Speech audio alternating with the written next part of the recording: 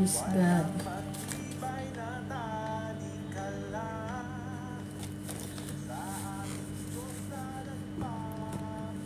Hello Universe, sa makapangyarihang Diyos na si Yahweh El Shaddai, sa pangalan po ng ating Panginoong Hesus, sa banal ng Espiritu Santo, binabati ko po ang bawat isa ng isang masaya, pinagpala, mapayapa at masaganang buhay po para sa bawat isa sa atin. This is Febian at nandito po akong muli upang magpahayag po ng kabutihan ng Panginoon sa ating buhay. Praise God. At bago ko po simulan, magsisimula po tayo ulit sa isang panalangin upang hingiin po natin ang banal na presensya ng ating Panginoong Jesus. Praise God. At ang topic po ng kapahayagan ng Panginoon ay tungkol po sa pagmamahal sa sarili, pagmamahal sa Panginoon. Amen. At ang panalangin pong ito ay inaalay ko sa ating Panginoong Kristo. Hallelujah. Ama naming Diyos na makapangyarihan sa lahat, ang buhay na Diyos na hindi nagbabago, ang Diyos noon, ngayon at magpakailanman, at ang Diyos na mabuti sa aming buhay. Purihin at sambahin ka, Panginoon, sa Espiritu at sa katotohanan. Nalalaman mo, Panginoon, ang laman ng aming puso't isip. Kahabagan mo kami, Panginoon, sa lahat ng aming pagkukulang at pagkakasala. Hallelujah. At maraming salamat, Panginoon, sa dakilang kahabagan mo. Maraming salamat po, Panginoon, sa buhay at kalakasang pahiram mo sa araw na ito, O Diyos. Maraming salamat po sa biyaya at pagpapala at sa mga pagsubok na aming nararanasan, Panginoon, na lagi pong may solusyon na nagmumula sa iyo. Pagpalain mo, Panginoon, ang araw na ito, ang kapahayagan mong ito, Panginoon, ngayon at sa mga susunod pong sandali na magkaroon po, O Diyos, ng katagumpayan. Pagpalain mo, Panginoon, ang iyong abang lingkod. Pahiran mo, Panginoon, ang aking labi ng iyong banal na langis, Panginoon, at ang mga buhay mong salita na mamumutawi, Panginoon, ay ikaw po ang Diyos na mangusap. Ikaw po, Panginoon. Itago mo po ako sa iyong likuran, O Diyos, at ikaw po ang makita.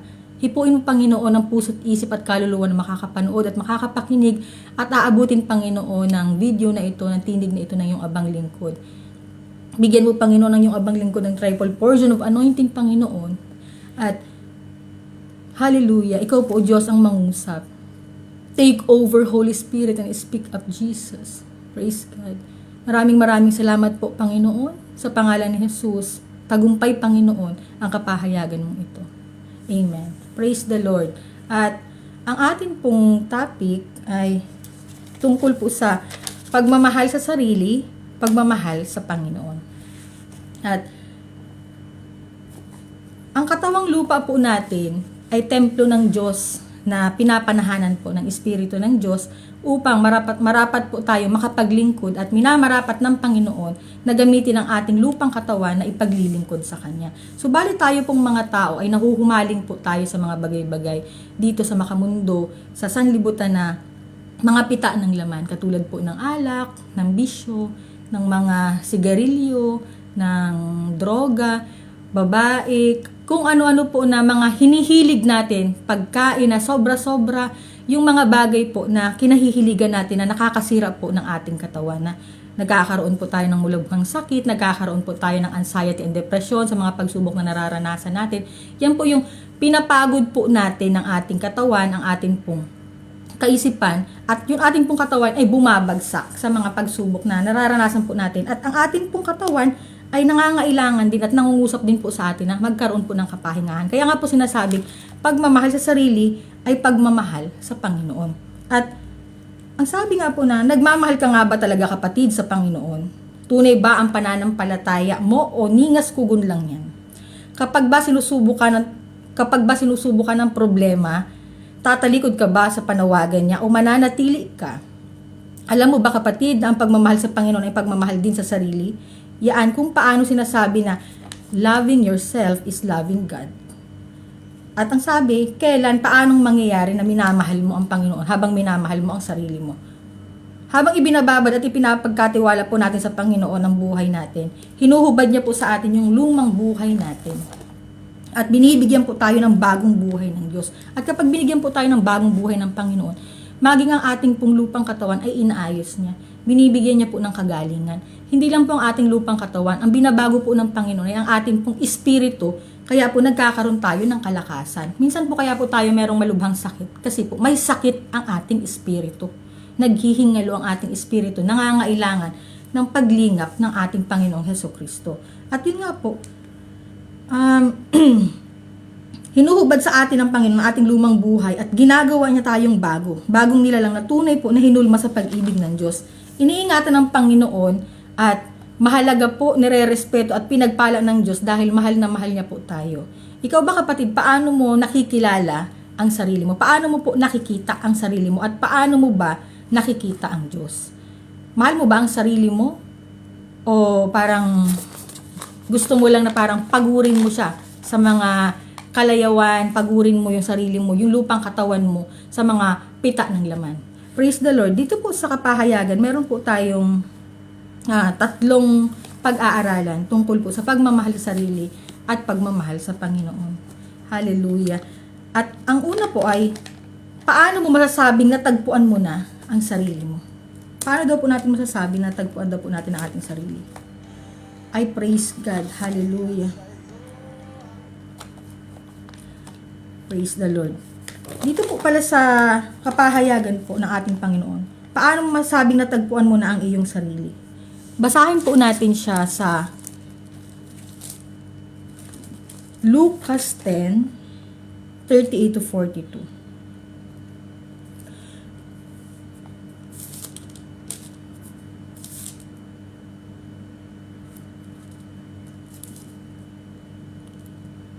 Ito po ang ating gospel. Ang sabi po dito sa Lucas 10:38-42. Sa pagyaon nga nila sa kanilang lakad, ay pumasok siya sa isang nayon at isang babaeng nagngangalang Marta ay tinanggap siya sa kanyang bahay. At siya'y may isang kapatid na tinatawag na Maria na naupo rin. Naupo rin naman sa mga paan ng Panginoon at pinakikinggan ang kanyang salita. Ngunit si Marta ay naliligalig sa maraming paglilingkod at siya'y lumapit sa kanya at sinabi, Panginoon, wala bagang anuman sa iyo na papabayaan ako ng aking kapatid na babae na maglingkod na mag-isa. Iutos nga sa kanya ako niya. Dapat sumagot ang Panginoon at sinabi sa kanya, Marta, Marta, naliligalig ka at nababagabag tungkol sa maraming bagay. Datapot isang bagay ang kinakailangan sapagkat pinili ni Maria ang magaling na bahagi na hindi aalisin sa kanya. Amen. Alin po ang pinili ni Maria dito? Yun pong pananampalataya. Pinakinggan niya po ang tinig ng Panginoon. Samantalang si Marta naaabala po sa pag-aasikaso kung ano po ang ihahain niya sa ating pong Panginoong Hesukristo. At dito po sa pagmamahal sa sarili, pagmamahal sa Panginoon, yung ginagawa po ni Maria na pakikinig ng mga buhay na salita ng Diyos, yan po ang pagmamahal sa Panginoon. At habang minamahal po natin ang ating Panginoon, minamahal din po tayo ng ating Diyos, kaya nagiging maayos po ang ating buhay. Praise the Lord. At ang Diyos po ang maluwalhati sa kanyang mga buhay na salita. At ang sabi nga po na sa pagmamahal po natin sa ating sarili, sa pag-ayos po ng Panginoon sa ating buhay, inaayos rin po niya ang ating lupang katawan. Binibigyan niya po tayo ng iba, yung kalakasan ng bagong buhay, maayos na kaisipan, at itinutuwid po ng Panginoon ang ating nilalakaran sa kanya pong kalooban. Sa number 1 po, paano daw po natin masasabing natagpuan mo na ang sarili mo? Una po, kapag po nakilala mo na ang Panginoong Hesukristo at pinapasok siya sa buhay mo, natagpuan mo dyan kapatid ang iyong sarili. Paano masabi natagpuan mo ang iyong sarili kapag pinapasok mo siya? Tinanggap mo siya sa puso mo. Hinahayaan mo na ang Panginoong Hesukristo ang magmaniobra ng buhay mo. Minsan po tayo mga tao, parang hindi po natin kaya na ang Panginoong Hesus ang magmamaniobra. Kasi bakit? May free will po tayo. Hindi natin nahahayaan na minsan na parang puro na lang sa kabutihan ang gusto natin kasi may free will tayo. Gusto natin balance ang buhay. Minsan, meron pong parang dalawa ang lalakaran mo. Lalakaran mo kung buhay o kamatayan. Pipiliin mo lang sa dalawa. Pero tayo pong tao, nalilito po ang ating kaisipan. Hindi po natin anong tawag nito? Hindi po natin maikakala sa ating sarili na hindi lang puro tayo sa kabutihan. May mga naiisip din po tayo, mga kasamaan na parang ikakasira po ng ating lupang katawan. So, paano po natin masasabing natagpuan na po natin ang ating sarili? Ang sabi po sa Mateo 11:28-30, praise the Lord. At yun po na masasabi po natin, natagpuan natin ating sarili kung pinapasok po natin ang ating Panginoong Hesukristo sa ating buhay. Sabi po sa Mateo 11:28-30, magsiparito sa akin kayong lahat ng nangapapagal at nangabibigat ang lubha at kayo'y aking papagpapahingahin. Pasanin ninyo ang aking pamatok at mag-aral kayo sa akin, sapagkat ako'y maamo at mapagpakumbabang puso at masusumpungan ninyo ang kapahingahan ng inyong mga kaluluwa, sapagkat malambot ang aking pamatok at magaan ang aking pasan. Praise the Lord. Ang sabi po ng Panginoon, matatagpuan po natin ang ating sarili kapag ibinigay po natin sa Panginoong Hesukristo ang ating buhay. Tinanggap po natin siya kasi yung mga kabigatan po natin, ibinibigay po natin sa Kanya. Na nagtitiwala po tayo na meron siyang magagawa. Hindi po natin makakaila din sa ating sarili na parang kumikilos po tayo sa pansarili nating kalakasan. Kasi minsan, nawawalan po tayo ng tiwala, parang ang tagal naman ng mga hinihingi ko, baka mapahiya ako. Parang ang tagal naman ng pagtugon ng Panginoon sa ginagawa ko. Kaya ako na lang ang kikilos. Parang hayaan ko na lang muna ang Diyos dyan na nanalangin na ako. Pero kikilusan ko rin. Pero may sarili kang destinasyon na gusto mong puntahan, pero hindi yun ang gusto ng Panginoon para sa'yo. Kaya Kanya nilalayo sa ganun kasi para hindi ka mapahamak. Subalit mabuti ang Diyos na nagbibigay ng kapahingahan sa ating buhay na sabi nga po, matatagpuan mo ang iyong sarili sa Panginoong Hesukristo kapag nakita mo na siya, kapag natanggap mo siya sa iyong buhay at pinapasok mo siya sa iyong puso. Dahil magkakaroon ka ng kapahingahan sa lahat. Meron kang sandigan, merong kukup-kup sa'yo, meron kang Diyos na malalapitan. Hindi po tayo exempted sa mga pagsubok at problema.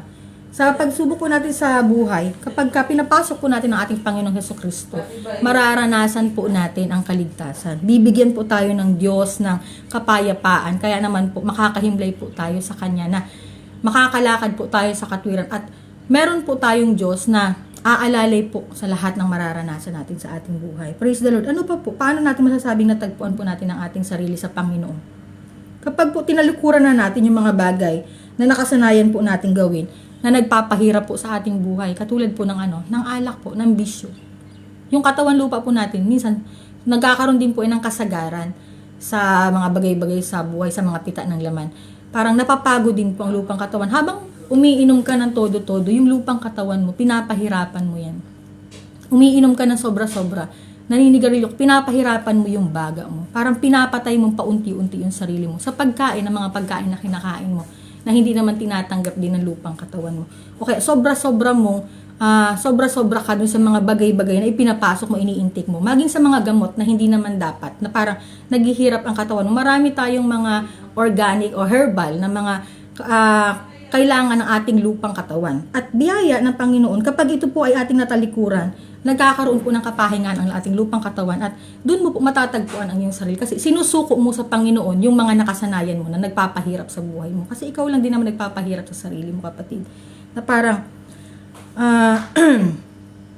nilulubog mo yung sarili mo sa mga bisyo, nilulubog mo yung sarili mo sa mga pita ng laman, sa makamundong buhay, na samantalang gusto ng katawan mo na maging mapayapa, maging masigla. Subalit, gumagawa ka sa lupang katawan mo ng mga karumihan. Kaya ito pong lupang katawan natin, ay templo po ito ng Diyos na ipaglilingkod po natin sa ating Panginoong Hesukristo. At doon mo po matatagpuan ang sarili mo sa panahon po na tinalikuran mo yung mga bagay na nagpapahirap sa'yo. Pinapahirapan mo sa mga isipin. Halimbawa, nag-inom ka. Pumapasok lang po yung mga negative energy sa'yo. So, ikaw lang din nagpapahirap sa sarili mo. Tapos, yung mga bisyo po, ikaw lang din nagpapahirap. Bakit ganito? Bakit ganyan? Pinapahirapan mo. Subalit yung mga kabigatan, kapag binitawan mo yan, kapatid, nagkakaroon ka ng kapayapaan, gumagaan ang buhay mo. Wala kang masyadong iniisip. Nagkakaroon ka ng koneksyon sa Panginoon at nagkakaroon ka ng maayos na pakikipag-usap sa Panginoon. Meron kayong ugnayan ng Panginoong Hesukristo. Kaya doon mo nakikilala ang Diyos at doon mo nakikilala ang iyong sarili. Praise the Lord. At paano po natin masasabing natagpuan natin ang ating sarili? Yun pong, pag natutunan mo pong irespeto ang sarili mo. Yung parang, ang daming mga tao po ang gustong manira sa'yo, ang daming mga parang inaakay ka sa ganitong lugar, parang pinipilit ka nilang bumagsak, pinipilit ka nilang, pero alam mo sa sarili mo, ayaw mo ng ganun. Merong mga tao na, inaano mo lang yung validation ng ibang tao para maging comfortable sila, para maging in ka sa kanila na parang, maging kabilang ka sa kanila, pero alam mo sa sarili mo na ayaw mo sa sitwasyon na yun. Pinipilit mo, or yung mga pambabastos natin sa ating katawan, pambabastos natin sa ating sarili, na alam mo naman kung paano may re-respeto yung sarili mo, tinutulungan mo pa, ginagatungan mo pa, kung paano ka mahihirapan. Yun po, hindi natin matatagpuan ng ating sarili sa pambabasos. Tayo rin mismo nababaso sa ating sarili. Sinasabi nga po, bago ka irespeto ng kapwa mo, irespeto mo muna yung sarili mo. Paano? Katulad po ng mga nasosobrahan po tayo sa pag-show up na ganun po yung itsura natin, ganun po yung suot natin. Kung paano mo pong gusto kang igalang, ganun mo igalang ang buhay mo. Praise the Lord. Sabi po sa 1 Corinto 15:58.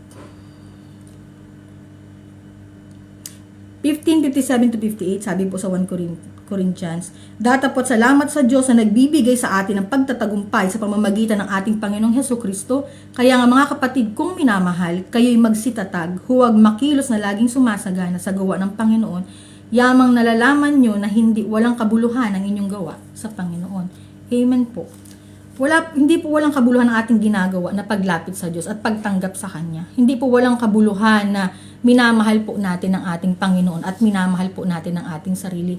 Habang pong nakikilala po natin ang ating Diyos na buhay, nagkakaroon po tayo ng paglinis sa ating buhay. Nagkakaroon po tayo ng maayos na nilalakaran. Nagkakaroon po ng maayos na yung buhay natin. Inihahanda ng Panginoon. So doon mo po makikilala yung sarili mo na eto pala yung buhay na gusto ng Diyos para sa akin. Dito pala ako magiging masaya sa oras na binitawan mo yung mga bagay na magpapabigat sa iyo. At doon mo matatagpuan yung sarili mo na dito ka magiging okay. So kailangan mong maging maayos, kailangan mong irespeto yung sarili mo para irespeto ka ng kapwa mo. Praise God. At sa number 2 po, ang sabi daw po dito, kung mahal mo ang sarili mo at nagmamahal ka sa Diyos, ano daw po ang dapat mong gawin? Halimbawa, mahal po natin paano po natin gagawin na kung mahal mo ang sarili mo at nagmamahal ka sa Diyos, ano ang dapat mong gawin? Manatili ka, kapatid, sa presensya ng Panginoon. Manatili ka kasi nagmamahal ka sa Diyos. Mahal mo yung sarili mo, mahal mo ang Diyos. Manatili ka sa Kanya. Marami pong distraction nakakabingi. Ang distraction, marami pong gusto kang pabagsakin. Maraming taong naiinggit sa paglilingkod sa Panginoon kasi nagliliwanag ka. Hindi ka nila kayang hawakan kasi kaya sisiraan ka nila ng sisiraan. Pahihinain na lang pananampalataya, pababagsakin ka nila. Pero wala silang kayang gawin kapag nasa Diyos ka. Wala silang kaya. Ang Diyos ang magtatanggol sa iyo. Ang Diyos ang magliligtas sa iyo. Makikita ng dalawang mata nila kung paano ka iaangat ng Panginoon. Praise the Lord. Kaya manatili ka, kapatid, sa Panginoon kung nagmamahal ka sa Diyos at mahal mo ang iyong sarili. Kasi ang Diyos po ang nagtataas sa mga taong binababa. Nakakabingi ang distraction. Gawin mong bingi, kapatid, ang tenga mo sa distraction na gustong magpahina ng pananampalataya mo. Dahil wala naman yung kapatid kayang gawin sa buhay mo. Hanggang ganyan lang sila. Pero yung sarili nila, hindi nila nakikita. Hindi nila kayang ayusin. May kulang sa puso nila. Nagkakaroon sila ng inggit dun sa liwanag mo. Pero yung kaligtasan tinanggap mo, ibahagi mo para maranasan nila. Kaya ang gagawin mo, kung nagmamahal ka sa Diyos, mahalin mo ang sarili mo. At lumapit ka sa Kanya at manatili ka nakasama mo ang Panginoong Hesukristo kasi ang Diyos ang magtatanggol sa iyo. Praise the Lord. Ang sabi po sa John 15:4-5, ang sabi po dito, kayo'y manatili sa akin at ako'y sa inyo, gaya ng sanga na hindi makapagbunga ng kanyang sarili, maliban na nakakabit sa puno. Gayon din naman kayo, maliban na kayo'y manatili sa akin. Ako ang puno ng ubas, kayo ang mga sanga. Ang nanatili sa akin at ako'y sa kanya ay siyang nagbubunga ng marami, sapagkat kung kayo hiwalay sa akin ay wala kayong magagawa. Praise the Lord. Wala po tayong kayang gawin kung hiwalay po tayo sa Panginoon. Minsan po, sinasabi ay lingkod na lang ng lingkod sa Panginoon niya, wala naman nangyayari sa buhay. Hindi mo alam, kapatid, ang ginagawa ng Diyos sa buhay mo. Hindi walang kabuluhan ang paglilingkod mo sa Panginoon. Kasi ang Diyos, tahimik na kumikilos kung paano niya aayusin ang buhay mo. Minsan, kaya ka pinapahirapan ng Panginoon kasi may ipinaghahanda siyang mas malaki na higit pa sa inaasahan mo, sa bagay lang na gusto mo. Kaya sinasabi po na mahalin mo yung sarili mo kasi gusto ng Panginoon na maging maayos ka dahil ipinaghahanda ka niya ng para sa'yo. At mahalin mo naman ang Panginoon habang minamahal mo ang sarili mo dahil inaayos mo ang templo mo na pinaglilingkod mo sa Panginoon. Praise the Lord. At ano pa po? Paano po natin gagawin yan, ha? Nagmamahal po tayo sa Diyos. Gawin daw po yung mga bagay na makapagpapasaya sa atin. Nakalugod-lugod po sa harapan ng Panginoon. Hindi po yung mga bagay na gusto lang natin, na ayon lang po dun sa free will natin.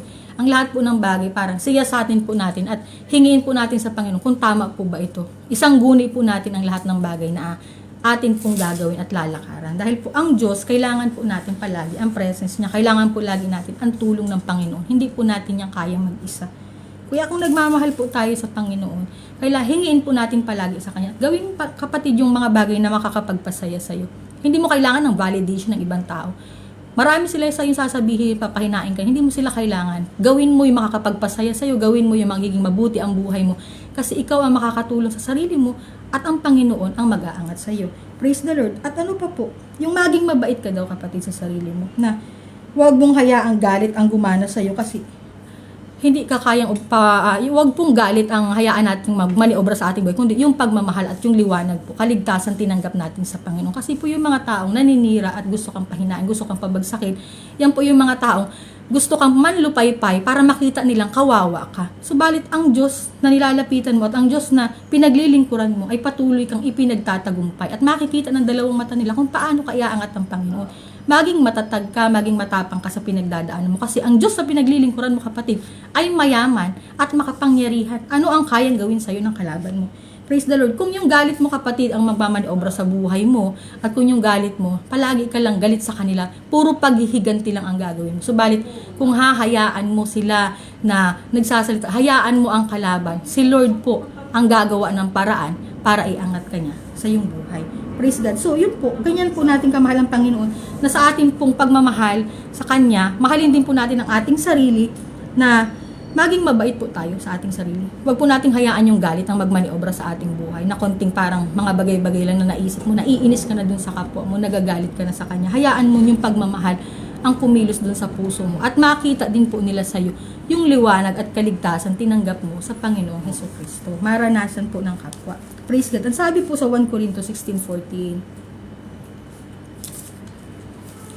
Ang sabi po dito, gawin ninyo sa pag-ibig ang lahat ng inyong ginagawa. Mangyari po na sa pag-ibig ng Panginoong Hesus ang makita po sa ating buhay. Makita po sa ating puso ang kabutihan ng Panginoong Diyos at makita po ang kaligtasan na tinanggap natin na maibahagi po natin sa ating kapwa. Praise the Lord. At yan po, sa number 3 po, ano daw po ang mga magiging karanasan natin kapag minamahal mong totoo ang Diyos at ang sarili mo? Ano po ang magiging karanasan natin dito kapag mahal mo ang Panginoon at ang sarili mo?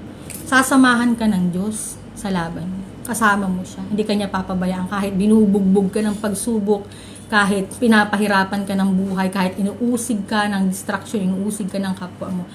Ipagtatagumpay ka ng Panginoon, hindi ka iiwanan ng Diyos sa ere. Hindi niya hahayaan na ganyan ang katatayuan mo. Hindi hahayaan ng Diyos na ipapahiya ka niya sa mundo. Gagawa ang Panginoon ng paraan para ipagtagumpay ka niya. Ang gagawin mo, mananatili ka at titiisin at tsatsagain mo ang pagsubok na ito dahil ang Panginoon ang kasama mo. At ang Diyos ang nangako, ang Diyos na pinaglilingkuran natin na ang Panginoong Hesukristo. Sa Isaiah 41, 10:13, sabi po dito, huwag kang matakot sapagkat ako'y sumasa iyo. Huwag kang manglupaypay sapagkat ako'y iyong Diyos. Aking palalakasin ka o aking tutulungan ka o aking aalalayan ka ng kanang kamay ng aking katuwiran. Narito silang lahat na nanggagalit sa iyo ay mga papahiya at mga lilito. Silang nakikipaglaban sa iyo ay papanaw at mga papahamak. Iyong hahanapin sila at hindi mo masusumpungan sa makatuwid bagay silang nakikipaglaban sa iyo, silang nakikipagdigma laban sa iyo ay papanaw at gaya ng bagay ng wala. Sapagkat akong Panginoon mong Diyos ay hahawak ng iyong kanang kamay na magsasabi sa iyo, huwag kang matakot, aking tutulungan ka. Praise the Lord. Ang Diyos po ang naluwalhati sa kanyang mga buhay na salita. At yun po, ang magiging karanasan natin sa ating buhay kapag po tunay na minamahal natin ang ating Panginoon. Sasamahan po niya tayo. Hindi niya po tayo hahayaang mapahamak. Hindi niya po tayo hahayaang mapahiya. Hindi ka po ibibiguin ng Panginoon sa buhay na gusto mo. Minsan po sa last 2 minutes po ng buhay mo na inaasahan mo, parang inaayawan ka na po ng mundo. Ang Diyos po, laging naandyan, may kaligtasan na ibibigay sa'yo. Hindi ka papabayaan, hindi ka iiwanan ng Panginoon. Kasama mo siya kapatid. Kaya ka dumadanas ng ganong problema kasi mas malaki ang biyaya at pagpapalang nakalaan at nakahain sa'yo na bigay ng Panginoon. Amen po ba? At ano pa po, kapag pumahal natin ang Diyos at ang ating pong sarili, nakaka-attract po tayo ng mga pagmamahal din sa paligid na hinahanap natin sa buhay natin.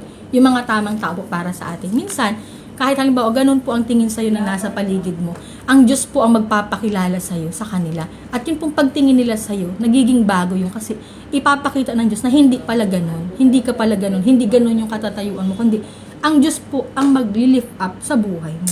So yun po, nakaka-attract po tayo ng mga blessings sa mga pagmamahal sa paligid natin sa ating buhay. Hindi, wag po natin parang magsi-self-pity po tayo Huwag nating kawawaan yung san kawawa ako, wala akong family, wala akong mga anak, wala akong ganito, walang ganyan. Pero hindi mo alam na yung mga bagay nun, nire-reset ng Panginoon yun. Kasi meron siyang gustong ipalit na mas malaki, na mas maganda, mas inaayos niya. Kasi baka yung mga pinagdaanan mo sa nakaraan is parang mga broken relationship, parang hindi okay, parang hindi ka masaya doon. So gagawa ang Panginoon. Nakikita ng Diyos kasi ang puso po ng tao. Hindi po tumitingin ang Panginoon sa karumihan po natin, makasalanan tayong tao. Lahat po ng tao, wala pong matuwid. Lahat ng tao ay makasalanan. Hindi tumitingin ang Diyos dyan sa pagkakasala natin. Ang tinitingnan ng Panginoon, yung puso natin na handa pong sumunod at magpasakop sa ating Diyos na buhay. Praise the Lord. Yan po ang gustong mangyari ng Panginoon. So kapag minamahal po natin ang ating Panginoon, siya naman po ang bahalang magbalik ng mga nais natin. Ang gagawin lang po natin, titingnan natin ang kakayahan niya at maniniwala at mananampalataya po tayo sa kapangyarihan po ng Panginoon na meron po siyang kayang gawin sa ating buhay. At habang minamahal po natin ang ating Panginoon at ang ating sarili, nakaka-attract po tayo ng mga bagay-bagay na nais natin. Desire lang po ng puso natin, pero naa-attract po natin dahil yun po ang kalooban ng Panginoon para sa atin. Praise the Lord. Ano pa po? Namamagnet po natin yung mga blessings. Sabi po sa Mateo 16:19. Sabi po sa Mateo 16:19. Ibibigay ko sa iyo ang mga susi ng kaharian ng langit, at anumang iyong talian sa lupa ay tatalian sa langit, at anumang iyong kalagan sa lupa ay kakalagan sa langit. Amen po. Ito po yung panalangin na kung ano man daw po ang ipanalangin natin na hindi maganap at maganap sa ating buhay, ay siya pong kakalagan ng nasa langit at ibibigay po sa atin. Parang pagbaba po na heaven and earth na ibinaba mo dito sa lupa ang kalooban ng Panginoon. Kung nakaugnay ka na tunay sa amang nasa langit. Sa pangalan po ng ating Panginoong Hesukristo, ang panalangin po natin ay naririnig ng Diyos amang nasa langit. Praise the Lord. At ibibigay po ng Panginoon, mamamagnet po natin ang lahat ng blessings kung tayo po ay nakaugnay sa buhay na Diyos. Mamamagnet po natin ang lahat ng bagay. Ibibigay po ng Panginoon. Mamamangha ka kapatid sa kabutihan ng Panginoon na inaakala mo na parang kawawa ka, ganun ka lang. Subalit, ang mabuti ang Diyos na nagbibigay sa iyo ng biyaya at pagpapala at aayusin niya ang lahat ng bagay sa iyo. Amen po ba? So, yun po, ang sabi ng Panginoon, yan po yung mga magiging karanasan natin kapag minamahal mo totoo ang sarili mo at ang Diyos. Ang gusto lang po ng Panginoon, nakita mo yung sarili mo. Paano mo ba nakikita kapatid yung sarili mo? Maliit ba ang tingin mo sa Diyos na pinaglilingkuran mo? Sa mga oras ba na sinusubo ka ng buhay, parang ayaw mo na, bibigay ka na. Pero hinihingi ng Panginoon na magtiwala tayo sa Kanya. Manampalataya tayo sa Kanya. Bigyan natin ng pagkakataon ang Diyos na kumilos sa ating buhay. Parang papasukin natin siya. Kung noong mga panahon na parang nakikita mo na wala siyang ginagawa sa buhay mo, bigyan mo ng pagkakataon kasi sinubo ka ng matagal na panahon ng Panginoon upang makita kung dalisay ba yung puso mo at karapat dapat kang tumanggap ng biyaya at pagpapala niya. Huwag tayong manghimagod daw po sa paglilingkod. Huwag din daw po tayong manghimagod sa pananalangin. Dahil hinihingi po ng Diyos na magkaroon po tayo ng kaugnayan sa Kanya. Hinihiling po ng Panginoon na maging maayos po ang ating pakikisama sa Kanya at ang ating pong koneksyon. Praise the Lord. At sa ating pong konklusyon, sabi po sa Mateo 16:25, sabi po dito, sapagkat ang sino mang mag-ibig iligtas ang kanyang buhay, mawawalan nito. At ang sino mang mawala ng kanyang buhay dahil sa akin ay makakasumpong niyaon. Praise the Lord. Sino man daw po ang mag-ibig iligtas. Yung para po, ay ayoko diyang gumaya sa ganyan. Ayoko maging katulad niya kasi baka parang siraulo, parang baliw niya. Parang wala namang nakikita sa kanya. Wag mo daw hamakin, wag mo daw i-degrade kapatid yung mga tao na nasa ganung katatayuan. Kasi ang Diyos ang magtataas niya. Hindi natin titingnan, huwag kang bumasi doon sa katatayuan lang ng kapwa mo kasi baka pag inangat ng Diyos, mas mataas pa yan sa iyo. Praise the Lord. At yan po ang sabi ng Panginoon na sino man daw po ang mag-ibig iligtas ng kanyang buhay, mawawalan nito. At ang sino mamuwalan ng kanyang buhay dahil sa akin ay makakasumpong niya. Yung pong mga ininsulto nilalait sa pangalan po ng ating Panginoon. Ang una pong nilalait ay ating pong Diyos na buhay. Yan po ang unang-unang nilang nilalait kasi tinatawanan po nila yung ginagawa mong paglilingkod kasi hindi nila makayanan, nakikita ka lang, ganun ka pala, kaya mo palang gawin yan at pinagpala ka ng Panginoon na kaya mo makapagsalita ng kabutihan niya. Ang liwanag po tinanggap natin at ang biyaya at pagpapala, ang kaligtasan tinanggap po natin sa Panginoong Hesukristo ay wag po nating itanggap at wag po nating itago, ibamahagi po natin sa ating kapwa para po maranasan nila ang pag-ibig po ng Diyos. Praise the Lord. At sa ating pong konklusyon, ang pagmamahal sa sarili ay isang mataas na antas ng pagmamahal sa Panginoon. Sa oras na tinanggap mo ang Panginoong Hesukristo sa buhay mo, Yan ang pinakamalaking pagbabago sa buhay mo. Mararanasan mo ang kaligtasan, kapayapaan at liwanag ng buhay na dala ng Diyos para sa iyo. Ang pag-ibig sa sarili ay ang isang sagradong bagay na kumukonekta sa iyo at sa Diyos. Ang pagmamahal na bumubukal sa puso mo ay isang portal na biyaya ng pagpapala na mula sa Diyos. At habang minamahal mo ang sarili mo, lalong dumadakila at nagiging banal ang Panginoong Hesukristo dahil ang buhay ng tao ay kawangis ng Panginoon na dapat mong irespeto. Amen. Maraming salamat po, Panginoon, sa mga pagkakataon na ito. Ikaw po ang Diyos na naluwalhati at ikaw po ang Diyos na mabuti na marapat, Panginoon, purihin at sambahin sa Espiritu at sa katotohanan. Maraming salamat, Panginoon, sa biyaya at pagpapala, sa katagumpayan, Panginoon, ang kapahayagan mong ito. Maraming salamat po, Panginoon, sa buhay at kalakasan ng iyong abang lingkod, sa karunungan at kaalaman, Panginoon. Ikaw po ang Diyos na maluwalhati palagi. Pagpalain mo, Panginoon, ang kapahayagan mong ito. Ang lahat, Panginoon, nakapanood, nakapakinig. Ang lahat, Panginoon, inabot ng tinig ng iyong abang lingkod. Ikaw po, Panginoon, ang mag-aliw. Maging kaaliwan, Panginoon, sa amin ang iyong mga buhay na salita at maranasan po ng bawat isa sa amin, Panginoon, ang katugunan, Panginoon, sa aming mga hinihingi sa iyo.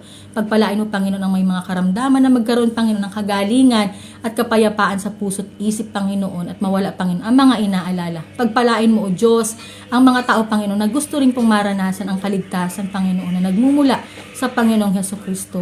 Pagpalain mo, O Diyos, na magkaroon po ng kaliwanagan, kapayapaan, Panginoon, katugunan, Panginoon, sa aming mga pangangailangan. Maraming salamat, Panginoon, sa iyong mabuting mga salita at sa kapahayagan mong ito. Praise the Lord. Hallelujah. Sa pangalan ni Jesus, inaangkin ko po, Panginoon, ka-answered prayer na po kami. Maraming salamat, O Diyos, sa makapangyarihang pangalan ni Jesus. Alang-alang po sa kalinis-linis ang puso ni Maria. Basbasan mo, O Diyos, ang panalangin mong ito at ang kapahayagan mo, Panginoon, sa pangalan ng Ama, ng Anak at ng Diyos Espiritu Santo. Amen. Praise the Lord. God bless you po. Maraming salamat po sa mga nanood.